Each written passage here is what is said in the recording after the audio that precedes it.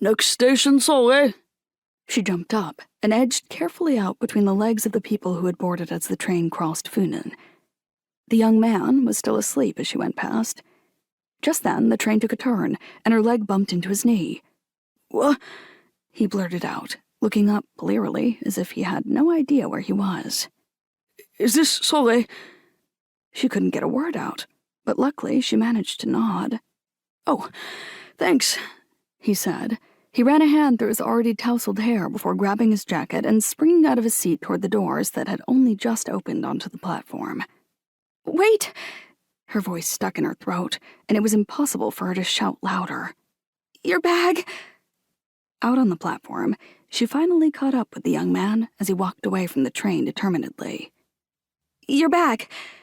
Shyly, she handed him a brown leather shoulder bag. "You left it on the train." "Aw, shit, did I? Thanks a million." He smiled, looking simultaneously happy and embarrassed. He looked a bit older now that he was awake. "Really, thank you," he said with a crooked grin. "And you were getting off at Solway too?" "Yes," she said, trying to force her voice to a normal volume. "I mean, I'm continuing on by bus." "Me too. The buses leave from over there." He vaguely indicated the direction with a careless movement of his arm.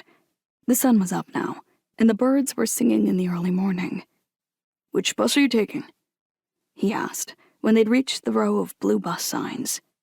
"Number 14, I think," she said. But she didn't think. She was absolutely certain that she would remember the bus number to her dying day after having studied the route so many times. "Number 14? Huh, that's funny. Me too. Then again, maybe it's not so strange. I doubt anyone takes the train to Solway at this time of day unless... May I ask if you're on your way to Rosenholm?" Christina nodded. "Yes, for a meeting."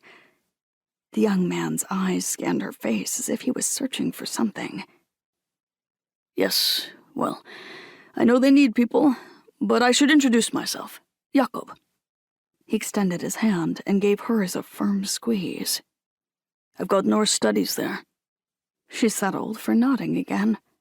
He said it as if it was self-explanatory, and she had no intention of exposing her ignorance by asking what that meant.